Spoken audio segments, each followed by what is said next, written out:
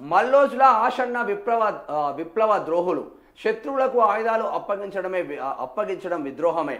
అది విప్లవకారులను హత్య చేయడంతో సమానం.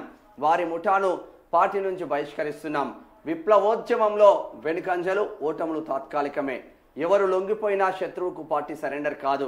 మావోయిస్టు పార్టీ కేంద్ర కమిటీ సంచలన లేఖ. Mallojula Venugopalarao alias Sonu, Takalapalli Vasudevarao alias Ashanna alias Satish విప్లవ ద్రోహులుగా మారారని మావోయిస్టు పార్టీ సంచలన ప్రకటన చేసింది. వారికి వారి అనుచరులకు ప్రజలు తగిన శిక్ష విధించాలని పిలుపునిచ్చింది.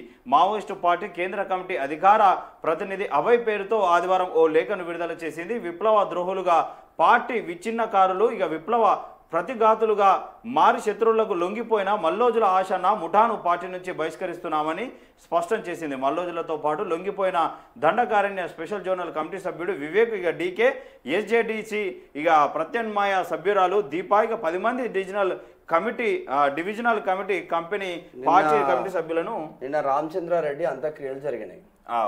10 రోజులు మార్చిలో ఉన్నాడు. చనిపోయిన తర్వాత మా రామచంద్రారెడ్డి అంత్యక్రియలు జరిగితే వాళ్ళ సత్యమని ఒకటి అన్నది. అవును, వీళ్ళిద్దరు విప్లవ ద్రోహులే.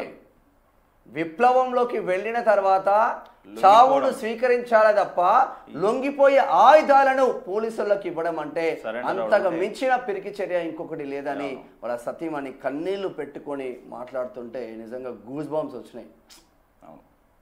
చాలా మంది మాట్లాడారు అక్కడ. ఒక్కొక్కరు కొన్ని వాళ్ళ జీవితమే మొత్తం ప్రజల కోసం అర్పించిన రామచంద్రారెడ్డి నిన్న చూస్తే బాధ అనిపించింది. ఇంకా మల్లోజుల ఆషన్న మావోయిస్టులతో సంబంధాలు తెంచుకోండి. వారికి మద్దతిస్తున్న రాజకీయ నేతలకు ఇదే మా హెచ్చరిక. దేశ భద్రత విషయంలో రాజీ పడేది లేదు. కేంద్ర మంత్రి బండి సంజయ్ గట్టిగానే ఆల్చుకుంటున్న పరిస్థితి. ట్రంప్ పాలనపై జనాగ్రహం. అమెరికా వ్యాప్తంగా నో కింగ్స్ పేరిట నిరసనలు, ప్రజాస్వామ్యం నుంచి నియంతృత్వం వైపు పాలన, సమైక్య విలువలపై దాడి, వలసదారులపై అమలయ్యే తీవ్ర విధానాలపై వ్యతిరేకత, ట్రంప్ సర్కార్ తీరును ఖండిస్తూ రోడ్లపైకి పౌరులు. నిన్న ఘోరంగా వచ్చిన పబ్లిక్ లక్షల